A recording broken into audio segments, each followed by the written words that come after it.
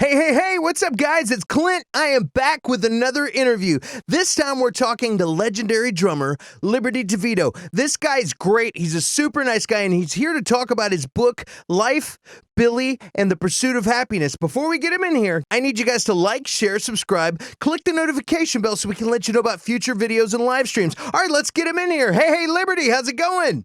I'm doing well. How are you, Clint? I'm fantastic. I've been looking forward to today for a long time. Yeah. It's been a long time. I mean, when me and my girls used to come and see the band, It's been a little while. I've actually got a picture of that right here. Check this out. Look at that.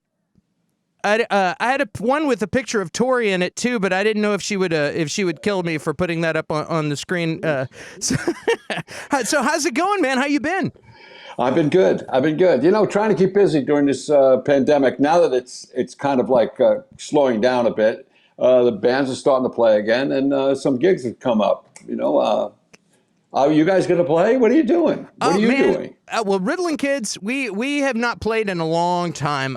There's some talk. There's a 20-year reunion, anniversary of the first record, and we're talking about possibly getting together and doing that.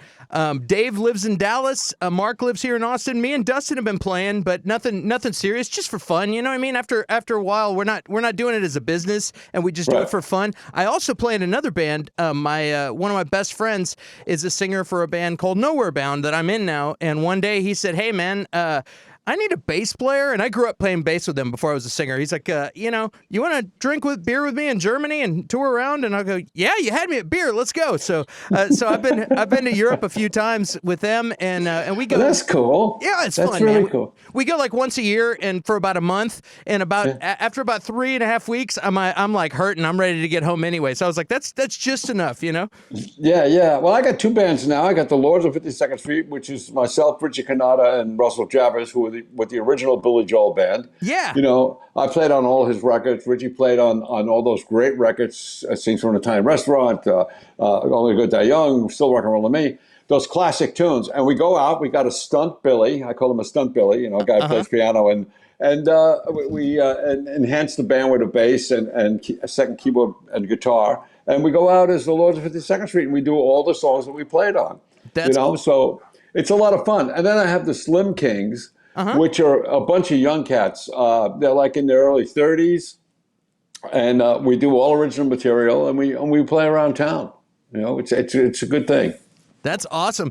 Is when you email me back, you're like, man, I'm playing with with guys that are younger than you. Is that I feel like you've got more energy than the other guys in the Slim Kings. Well, they can't say they're tired ever. They can't ever say that. Because I can last longer than they do. Yeah.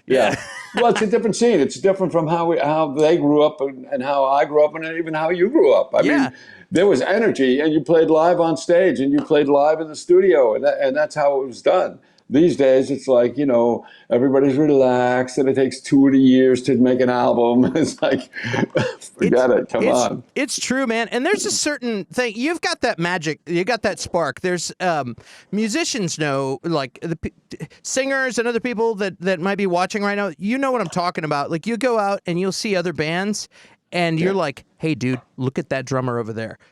Remember that guy, because there's going to be a time where we need him, and we need a let's go be friendly with that guy, because it's not like that with other positions in the band. You know what I mean? A drummer, like a good drummer, who's got magic. There's some that are technically proficient, but they're just sterile. Right. You know what I mean? But like a good drummer, makes the whole band. And I always say a band is only as good as the drummer.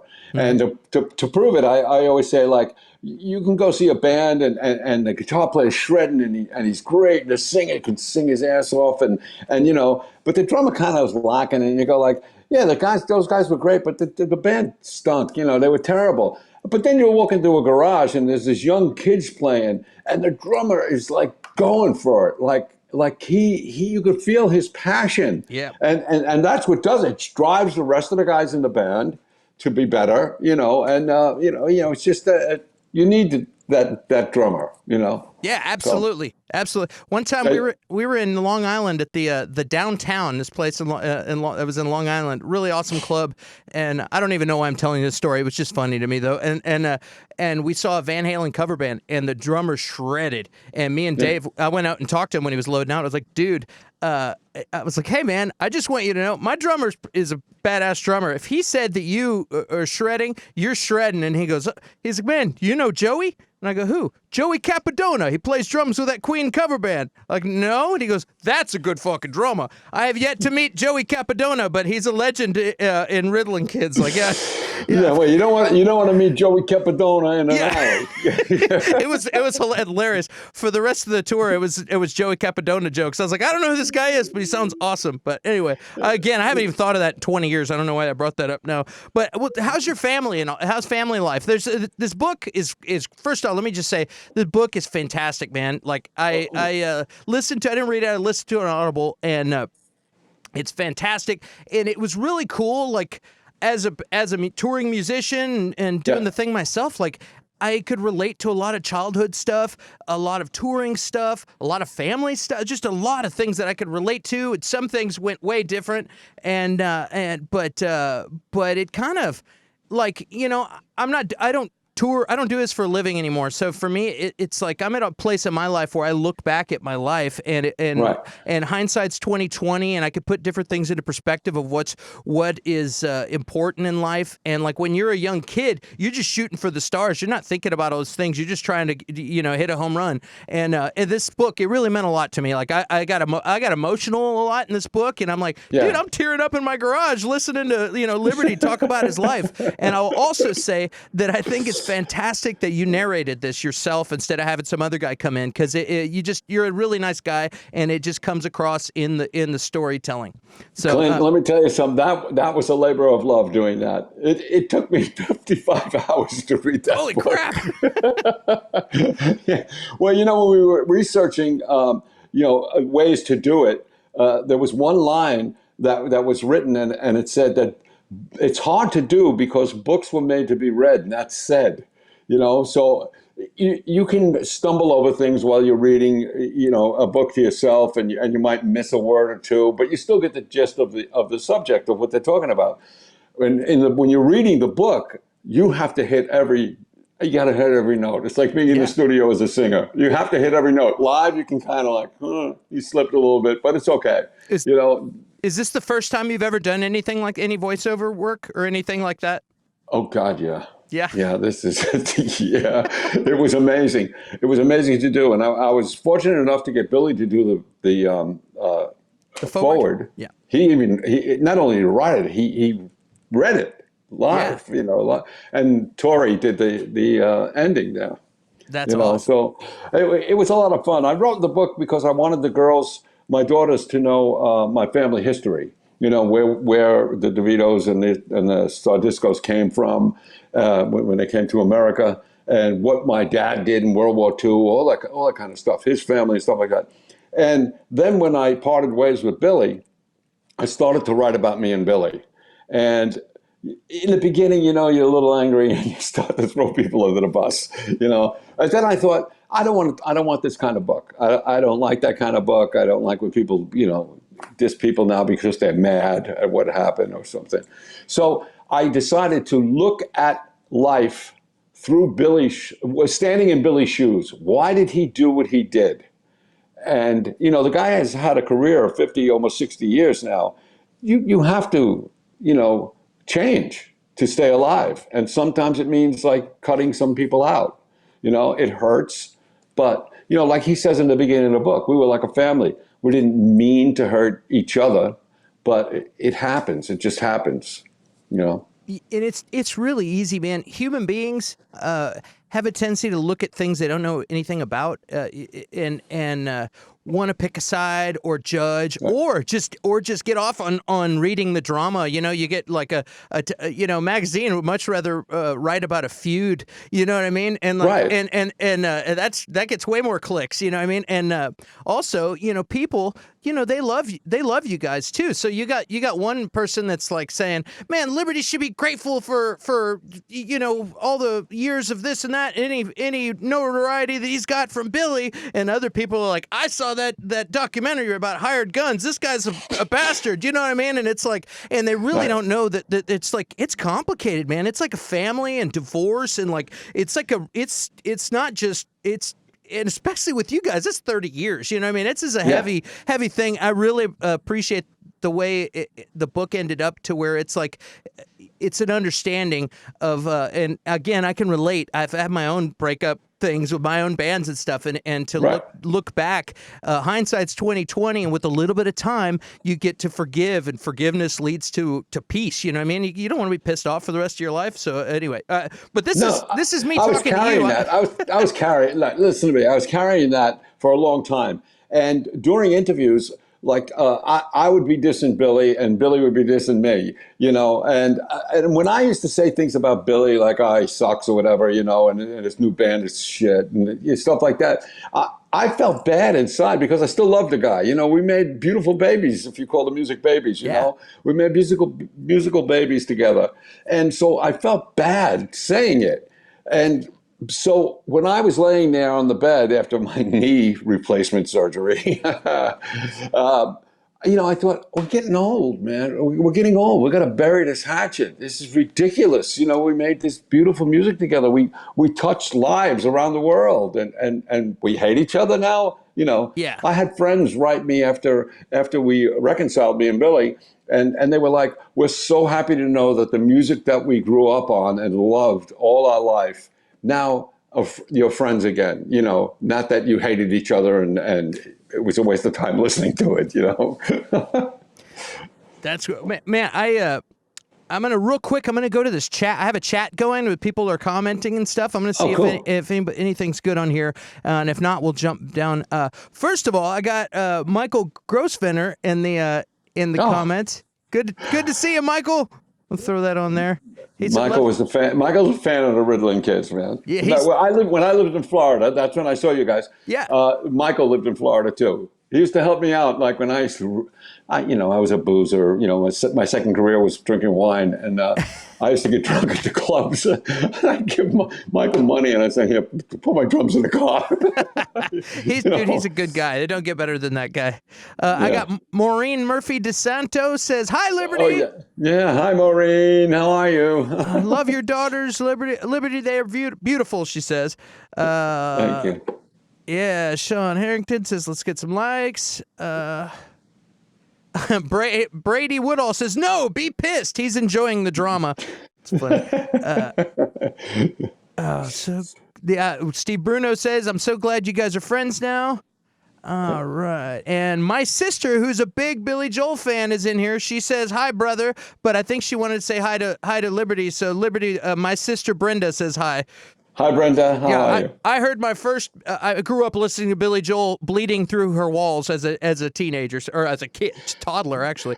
So that had to be torture. It was good stuff. That was actually, all of those memories were imprinting on my brain and turning me into the person that I am. Like even the songwriting styles, lots of that stuff. I even remember when I think back to the most important songs to me, I'll think of like going to Skateland with my big sister and the songs that I would listen to, you know. Skateland. Yeah. Let's see here. I'm looking at some notes here. Oh man, I've just covered a whole bunch of stuff. This book too is not all sunshine and rainbows either. There's some heavy stuff in this, like I said, and it was really well done, guys. So Clint, it's like everybody knows Liberty DeVitto, the drummer for Billy Joel, but how many people know the line that runs parallel? Now in the book, you see the line that runs parallel. Death of a brother. You know, I remember that whole time. My brother was dying of AIDS. It took 2.5 years for him to disintegrate in front of our eyes.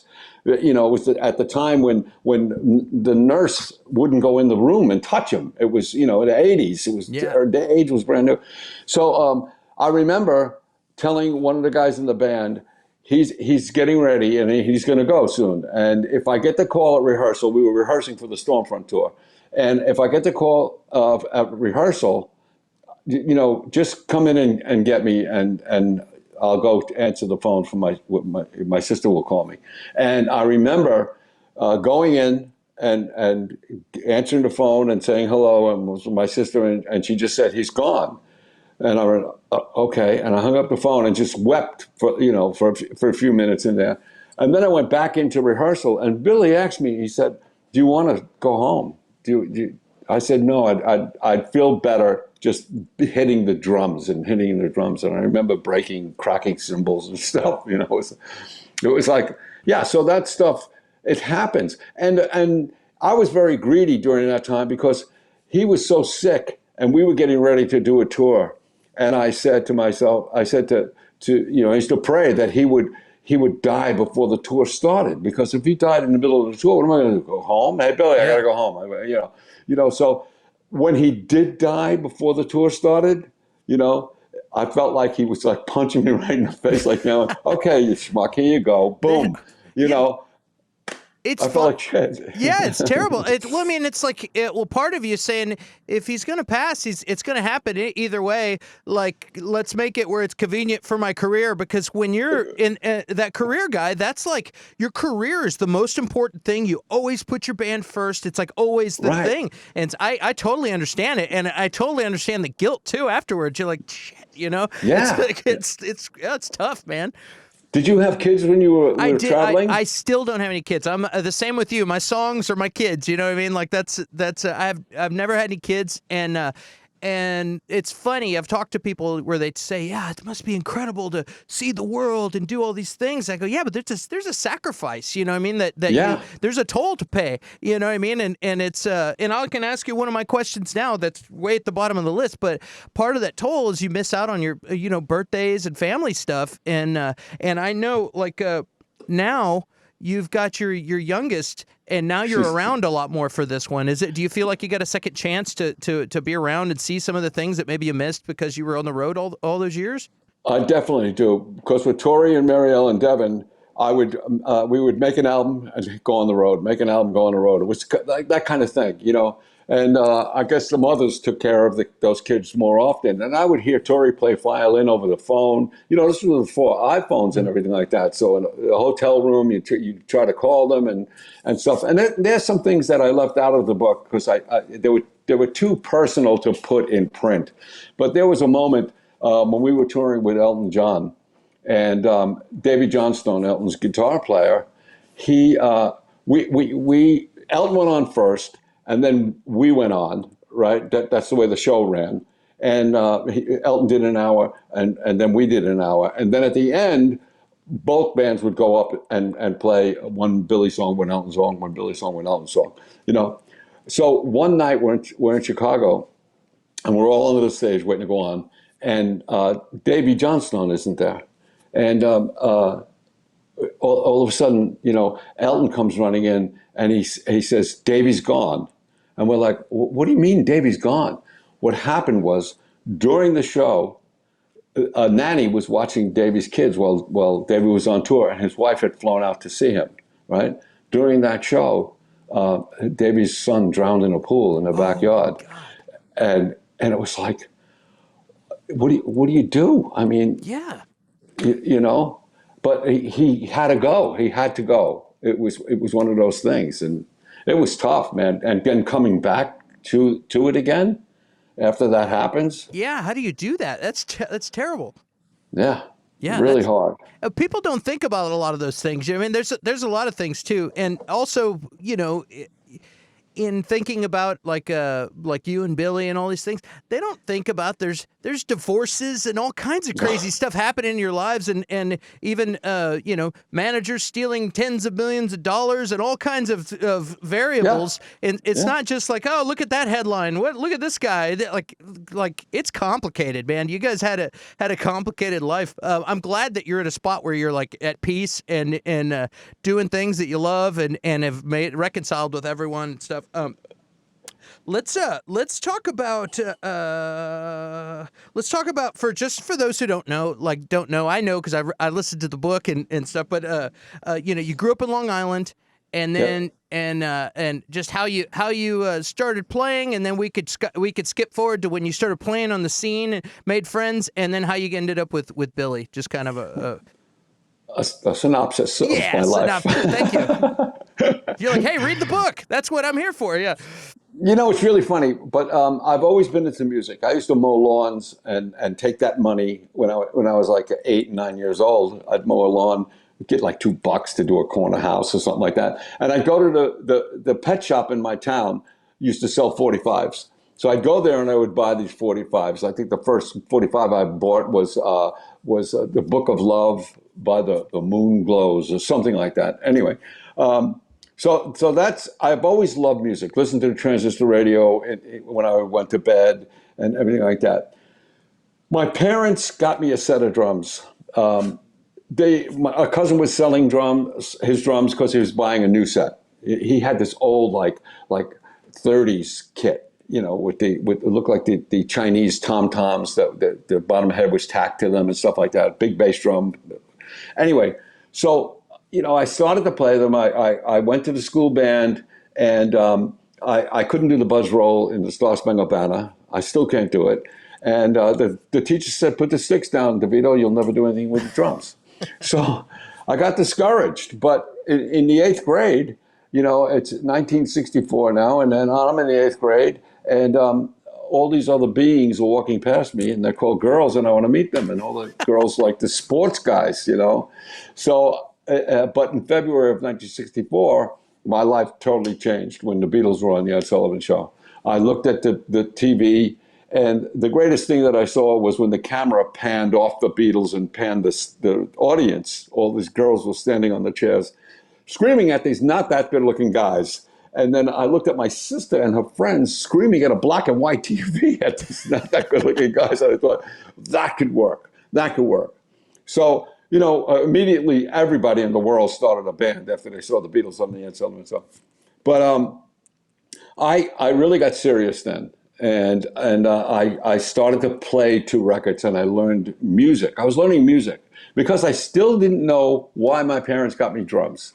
I asked my father later on in my career, "Why did you buy me drums?" And he said to me, he said, "Because they didn't make Prozac when you were a kid." So you know, I mean, and one thing led to another, where I was always the youngest guy in the band, because the other bands, like you said, you're looking all the time and you hear somebody that's really good and you go like, "We're going to call that guy one day." Yeah. Well, that's what happened to me. It was always going from band to band, but it was in a local arena, you know, like where I lived. So that was easy. You know, my first big break was when I got a call from Mitch Ryder, who was, he had records out, "Sock It To Me Baby," "Jenny Takes a Ride," "Devil with a Blue Dress." And I got a call, I was 18 years old, and it was like, "We need a drummer, and we need it right now." And, you know, I was only 18. I said, "Can my father drive me into the city?" They were in Manhattan. And so I had a name to hang on when somebody said, when I would go for a band, they would say, like, who did you play with? And I'd say, "Well, I played with the New Rock Workshop. I played with Richie Super. Yeah. I played with Mitch Ryder." And they were like, "You played with Mitch Ryder?" You know, it's like, yeah. So that was a big break for me. That was a big break, you know. And then one thing led to another one. And I started a band. We started a band called Topper. It was myself, Russell Javers, Doug Stegmeyer, and a fellow named Howard Emerson. And Doug got the tour to go on the Street Life Serenade tour with Billy Joel. Billy was living in California at the time, and he was using studio guys to record the songs on the record and using a different band to play live. And he told Doug one night, "I want to move back to New York. I want the same band to record with me and go on the road with me, and I want a New York-style drummer." Yeah. Now, I had met Billy when I was 17, because we played the same club with different bands. And just to say hi, you know, we pass in the dark and say hi. And but he remembered me, you know, because Doug said, "You know the guy." And so, you know, I went for the audition. I had an audition. He auditioned about 5 drummers. Did And if I look up New York style drummer, is it going to be a picture of Liberty DeVitto in the dictionary? I was like, did anybody ever explain what, like, before the audition? What is a New York style drummer? Does it just mean like an ass kicking drummer, like a well, hard hitter? I think I think it means aggressive.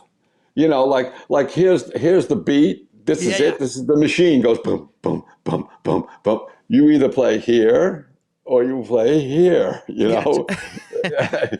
So the New York style drummer is a very aggressive drummer. I remember when I got the gig with Stevie Nicks, it was all with these California guys. Waddy Wachtel and a bunch of those guys, and I was having a problem playing with them, and Wani used to like get mad at me because it was like, you're not doing it like the record. You're not doing it like the record, And so I always felt like your band, when you played the record, it was one tempo. When you played live, it was another tempo. Absolutely. That's the way we were with Billy. It wasn't until we played Saturday Night Live and the bass player was standing in the middle of the room when we were doing the rehearsal, and everybody was running everywhere, at the television studio. And he looked at me and he goes, "Now I know why you play like you do. Everybody is like you in New York." Yeah, everybody's fast moving and very aggressive, That's awesome. How many times did you play SNL? I played like 4 or 5 times. Awesome. Yeah. Yeah, that was one thing I always wanted to do when I was a kid, is play on Saturday Night Live. That's great.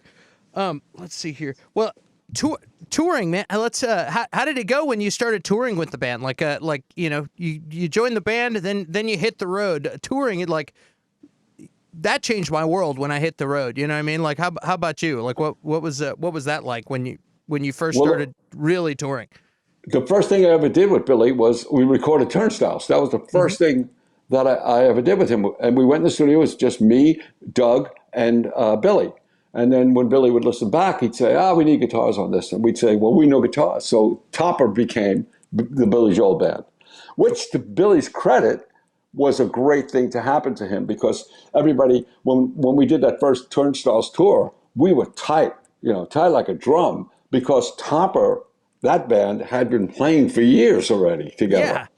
So, all of a sudden, Billy's playing piano and this tight band is playing along with him. But going on the road, our first stop was to do overdubs. I was going to say that is genius, though, because everyone knows, or anyone who's been on the road for a long time knows that probably 75% of it is being able to stand the guy that you're in a band with. You know what I mean, too. So the fact that y'all are already buddies, that's brilliant of Billy to grab you guys. Right. That's exactly what Rob Zombie said in Hired Gun. He said, how many people can play the part? 1,000 guys can play the part. Yeah. But how many people can you hang on a bus with? That's true. 2, maybe. You know.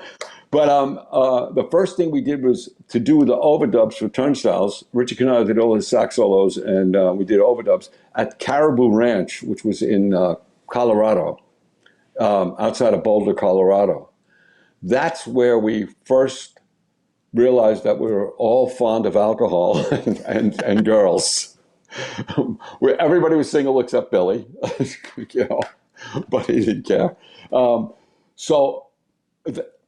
That's where our touring started.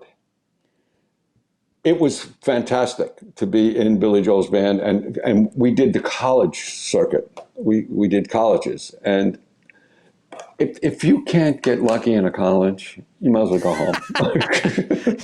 Yeah, absolutely, man. Yeah. You might as well go home.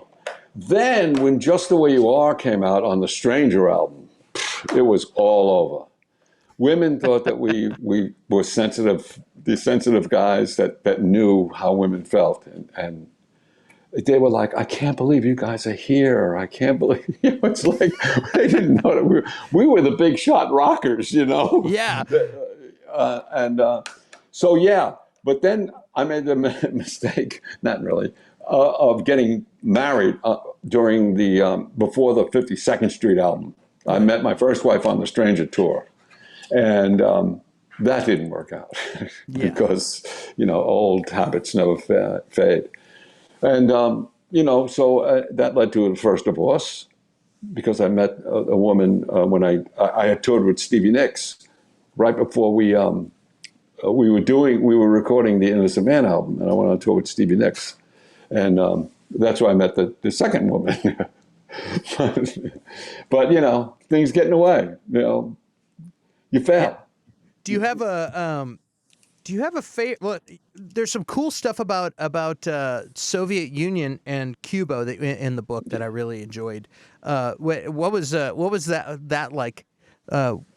Going to the Soviet Union and the craziness of like going into a communist country and and all those things. Like I can't even imagine. I've always wondered. I have friends that have toured in China, and I've heard some crazy stories. And I've always wondered what it would be like. How was Soviet Union? Clint, it was so intense because we did a couple of warm-up gigs in London, and then we were taking a Lufthansa flight into Moscow.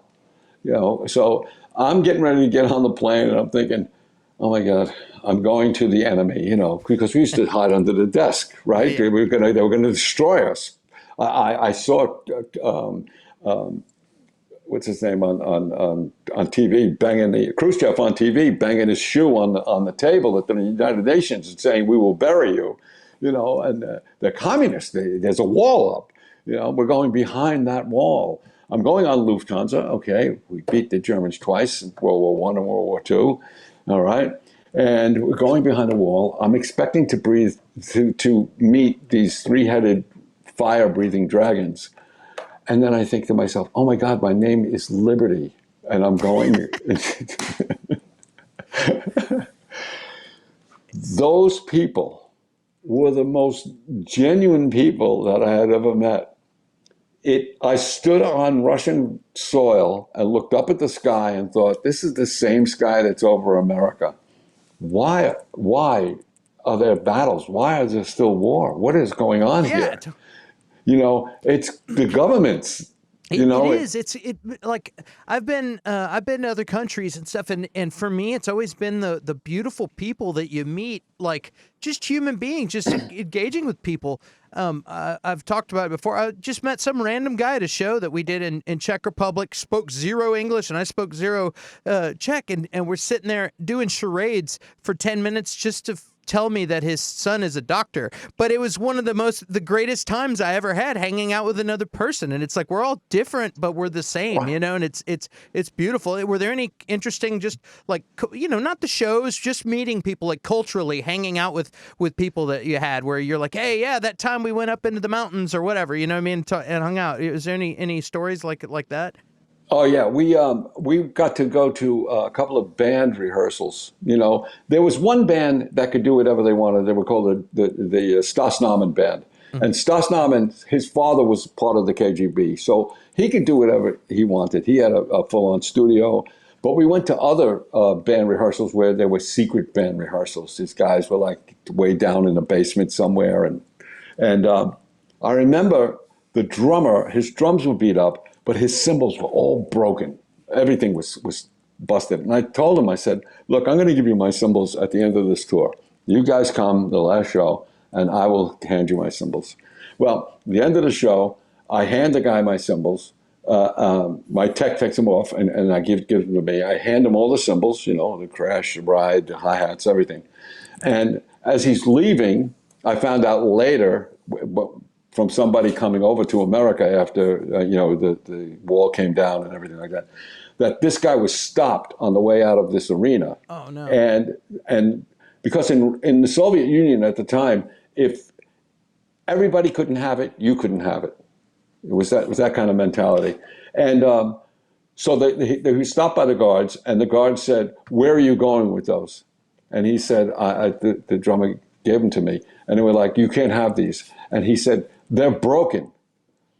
The guard said, "Where are they broken?" And he showed him the hole in the middle where you mount the cymbal. He says, "That's where they broke." And he got to walk out with them.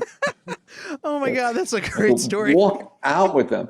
And also, I can remember vividly going to this one club. We had these tour guides, kind of, interpreters and stuff that came with each one of us. So if we went out, they would come with us. And this one tour guide took us to this, it was a restaurant. You walk in, everything was government owned, right? But you could walk, you would go in this restaurant and then you go in the back and walk through this long hallway to this place where the younger people, like students, college students, and you know, that age, would hang out. It was almost like a speakeasy or something like that, you know? And I remember sitting there and them telling me that when you hear about the Soviet Union stopping sending goods to Cuba, that's when things are going to change here. And it was like, that was like a year later. That's when the wall came down and everything. So they knew that was happening. They could see it coming. Yeah. Yeah. Wow. And there was a lot of things like that. I mean, they had a show called the Musical Ring, and it was set up. The artist and the host would get into this boxing ring, and they would try to destroy the artist. So Billy went on the show, and they're trying to like tear him down because the music was no good. You know, in the Soviet Union, you couldn't have that. You know, Billy sat down and played a Russian piece, classical piece, on the piano, and put in the part that was taken out. And what we found out was that show went off the air after he did that. It was done. Yeah, it was done. Man, I have some friends. My buddies in Bowling for Soup, another Texas band. They were in China one time, and they on the road they would play these two songs. They would dovetail into each other. They've did it a million times. You know, they've toured all over the place doing this a million times, and they. To go to China, you had to get a list approved by the Chinese government of the songs you're going to play. They check the lyrics, make sure nothing is going to spark a revolution or anything like that. And so, man, they finished the song, and just out of muscle memory, the singer. She said I don't even remember the name of the next song. Went right into the next song, and they told me, they're like, yeah, man, when we got done with that the show, they pulled them all into a room, and the tour manager had to go off with the culture police. I don't know what you'd call it. And they went through the lyrics of the song. I had to pull up the lyrics and make sure that they didn't say anything that was wrong. And he's like, dude, we came this close to getting into some serious trouble in China, like just by mistake. It's like that people don't realize the difference in our freedom and other freedoms in other places. It's really crazy. I mean, we just know what we see around us. You know, I mean, how are you going to know unless you live that? It's really cool that you got to go see that. Really, we had a thing in Spain. For a while there, when I would drink a lot at night, I would take fire extinguishers off the wall and squirt them at people. You know, and we were in Spain, at Barcelona, and I was doing it. You know, and they were telling me to stop, and the next night I would do it again. They finally knocked on Billy Joel's door, and they said, "If you don't get him to stop doing that, you're going to go to jail." Oh, wow. So did he stop you, I guess?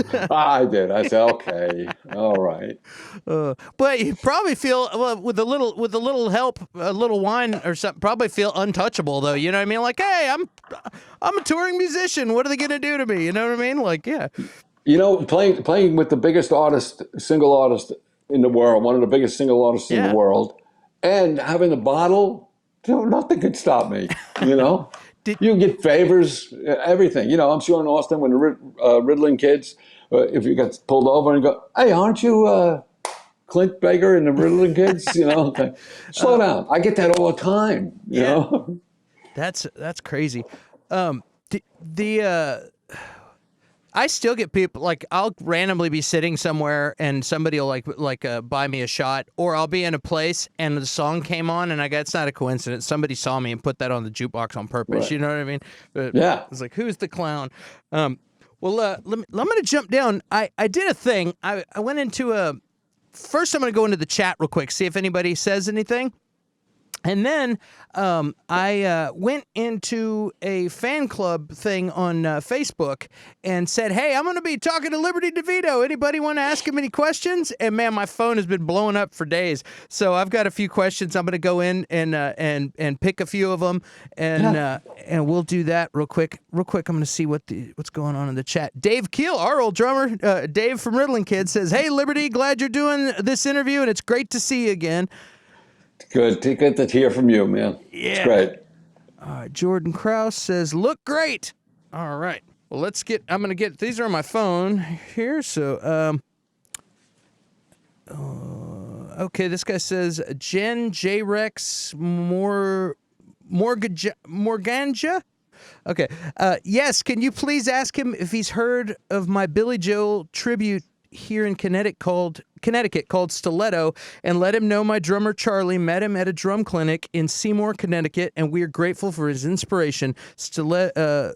Here's a link to our tribute and some videos as well. So yeah, apparently you met Charlie at a drum clinic in Seymour, Connecticut, and they're grateful for your inspiration. Do you remember that at all? I know. Well, thanks. I do, and I know I've seen the name Stiletto, the tribute band Stiletto. There's so many tribute bands. There's Songs in the Attic. There's I don't know, but there's a million tribute bands, and Stiletto was one of them. And I get a message every now and then, and I've sold 1/1000th of the records that you've been on, but the people are like, "Hey, do you remember me? I got one today. Hey, do you remember me at this thing?" And I'm like, "Yeah, sure." It's hard to unless you stepped on my toe and broke my foot. I mean, it's hard to remember sometimes. But it doesn't mean you don't appreciate everyone. It's just hard to remember everyone. But let's see, I got one. Ellen Child Hodgman says, "Has Billy ever had professional voice training?" And I figure you might know. No professional voice training. No professional voice training. All right. Let's see here. I think he's recently been gargling with nails. I'm looking through this whole life's crazy roller coaster. Okay. That's awesome. Oh, this person was like, "Well, if they've been reconciled, why aren't?" Because I said, "Yeah, have they buried the hatchet?" And I was like, "Man, you guys need to get his book. It's I was plugging you on Facebook. You need to get his book, man. He talks all about it." Yeah, and they're like, "Well, why aren't they playing together?" I go, "Man," and I responded, I was like, "Man, it's like marriage. It's like a marriage. Just because you reconcile with your ex-wife doesn't mean you're going to jump right back into bed with your ex-wife. You know what I mean?" So Exactly. Yeah, I get that same question. You think now that you guys are together, Billy's going to ask you to play at the Garden with him? Yeah. Do a guest spot at the Garden. And I say, well, it's totally up to him. There's still people that work with him that I'm kind of like, I don't want to have anything to do with them. And I would rather Billy come to see the Lords of 52nd Street and play with us rather than me go play with him. I mean, if I did go and the Lords could play and Billy would sing, that would be great. Oh yeah, that'd be awesome. Also, you're not leaving out your other buddies. You know what I mean? Like they're right. Yeah. Which leads me to another question that somebody else asked. And have the other guys reconciled with him also, or is it just you? Well, Richie never kind of broke up with him. Okay. Richie left after Glass House right before the Nylon Curtain album was recorded, and because he had so many other things to do. He was producing Phoebe Snow. He was producing a bunch of people. He was playing with the Beach Boys at the time. And it was like, he was running a studio. He still has the studio. And so he had a lot going on. So he left. So he's always had communication with Billy. Russell, on the other hand, has just kind of gotten around. Russell's still a little angry, I think. Yeah, but it's a huge thing, man. It's like it's a shakeup. It's changing everyone's life completely changed. You know what I mean? At that moment. So it's a heavy one. Let's see here. I'm reading, and these are Facebook questions, so some of these might be real basic questions you've answered a million times, but I'm going to just run through a bunch real quick. What was your favorite song to play? live? I get that one a lot, and it's easier for me to tell you what my most hated song was. I know And that one. yeah, my life Yeah. is my most hated song.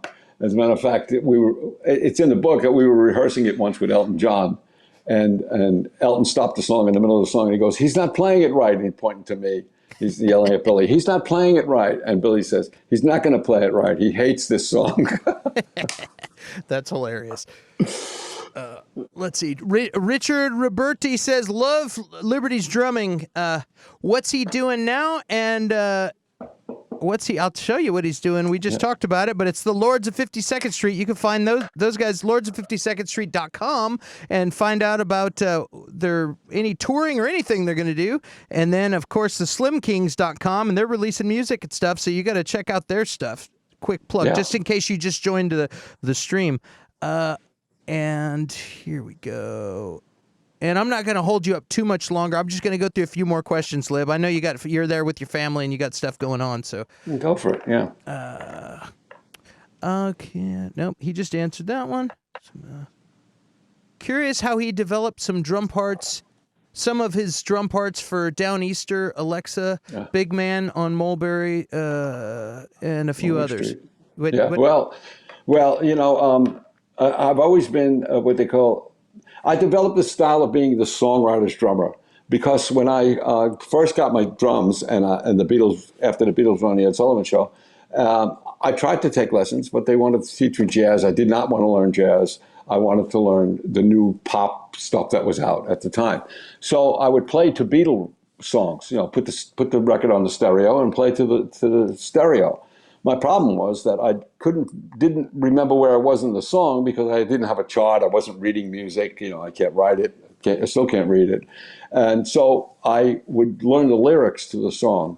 And I noticed that as I'm singing along with the song, when Paul's singing along and I'm singing with him, Ringo does the drum fill when Paul stops singing. Or Ringo does a drum fill to take the band into a more exciting spot like the bridge or the chorus of a song. And Ringo came up with some great parts to those songs, like "Ticket to Ride" and what's that other one? "In My Life." Those drum parts. Sgt. Pepper has some amazing drum parts on it. Oh yeah. That he had to be listening to the song, what the lyrics were about, what the melody is. When should he jump to the tom-toms? When should he, there's a whole thing that you think about. That's how those parts on Billy's songs were developed. When can I go big? He said, "Big Man on Mulberry Street." When I first started playing it, we were doing a rehearsal for it. And Billy was playing the part, and I was playing it like a swing drummer, would play. And he said, "No, this is what you got to do. I wanted you to be the rock drummer trying to play like a big band." And then that's all of a sudden I blew up. I said, "Okay, this is it." And then when he started to talk about walking down Mulberry Street, you know where it is. You've probably been on it in Manhattan, the Italian section of Mulberry Street. And I started to develop this clop thing, that kind of thing, because it felt like somebody walking, and then you blow up in the chorus and stuff like that, So. Yeah, that's Downeaster Alexa was another one. He said, "I want this song to be about a boat." And at first I started to do a calypso beat because I think boat, vacation for me has palm trees, not skis, So and he said, "No, I want this to be a fishing boat in the North Atlantic." And, you have to think about, what does a fishing boat sound like? When it's going out, it's got a diesel engine that goes over the waves. So you try to develop that into the song. You become the boat, the engine, and the waves and stuff. I love that, man. Yeah. Painting a picture. Right.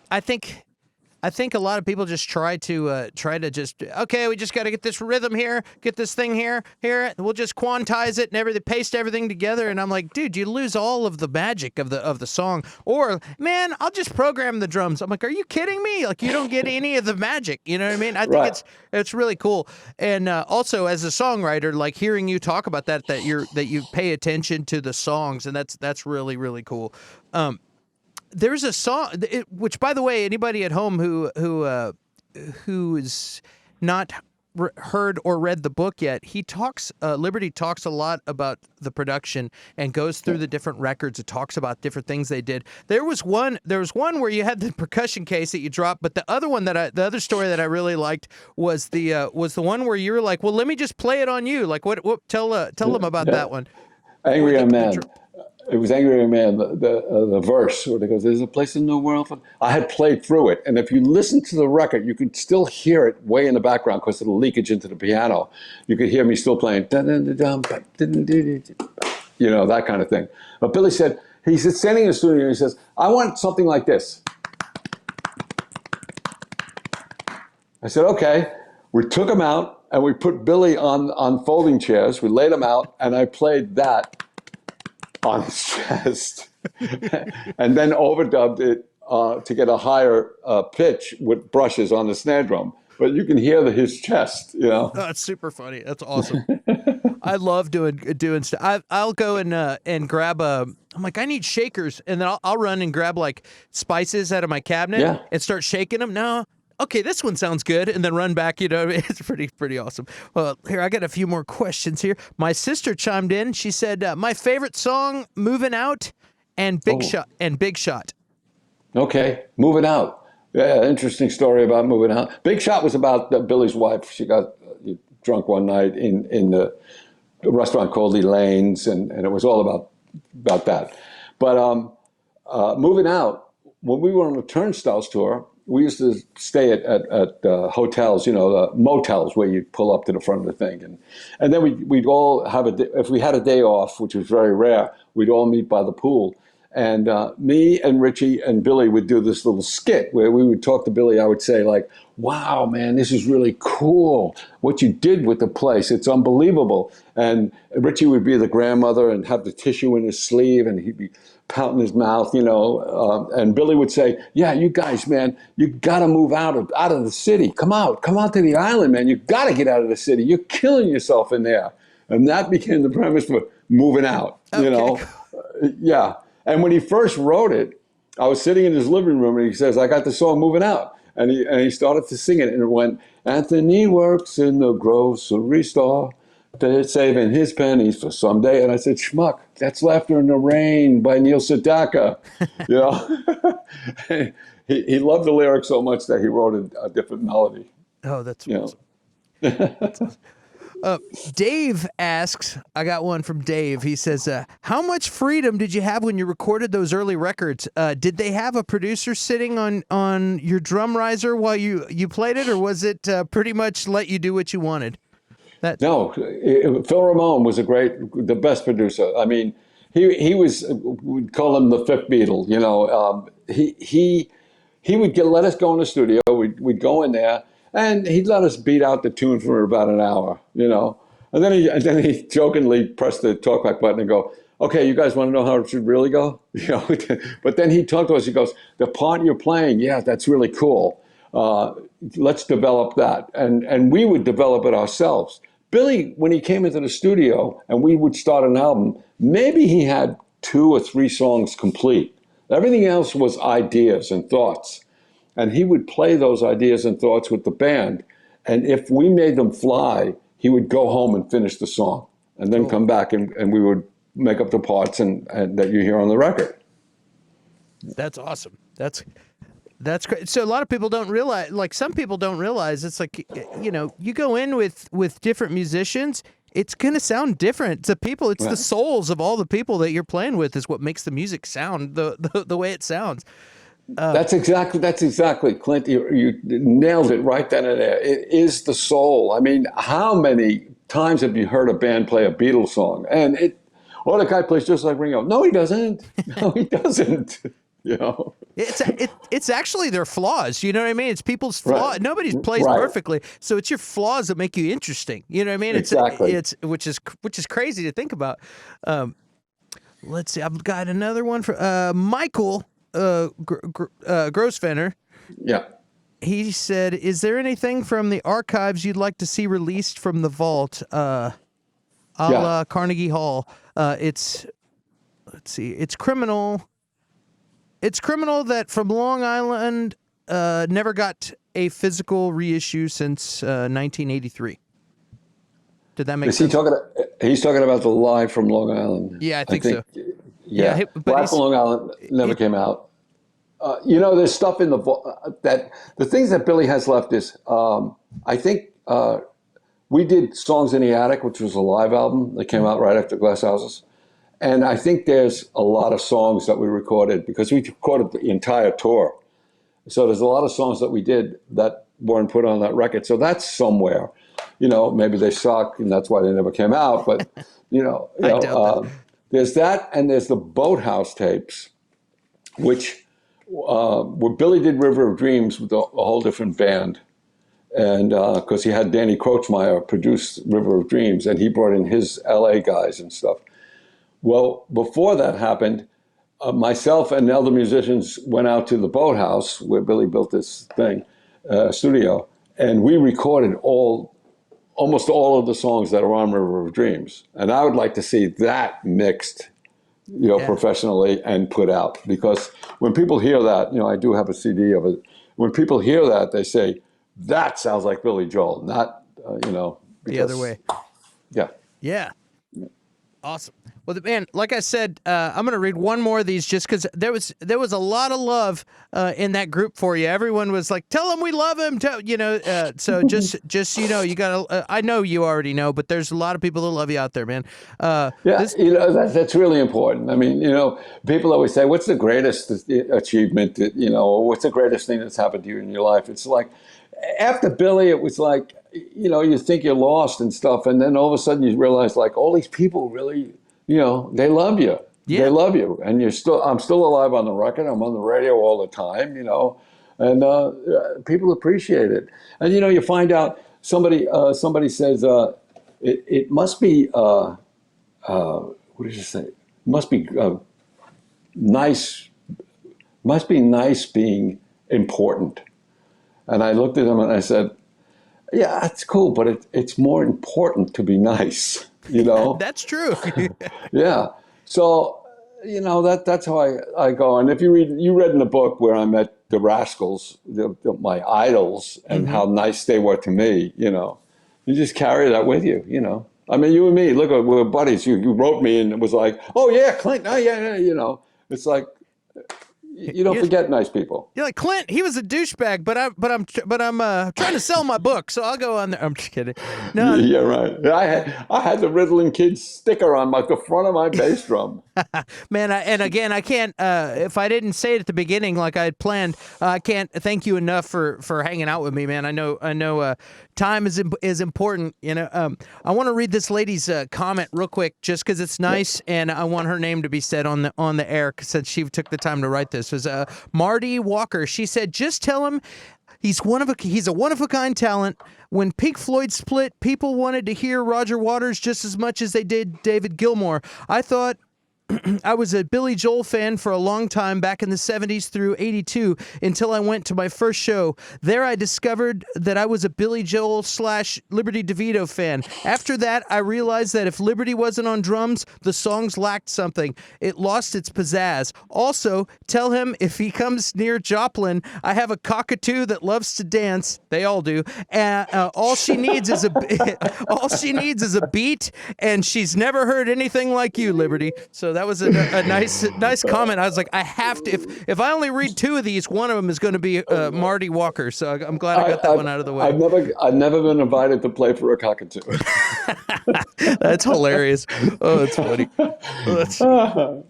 That's great. Well, thank you for that. Yeah, thank you for that email. Absolutely, man, and thanks for hanging out and. Tell Tori, if Tori doesn't see this, tell her I said hi. I know you said you let her know the other day. Right. Marielle too was. She said when I was sitting with both of them when I said, I've been talking to Clint from the Ritalin Kids, and he remembers Tori when we used to go see him. And Marielle was like, I used to go see them too with you.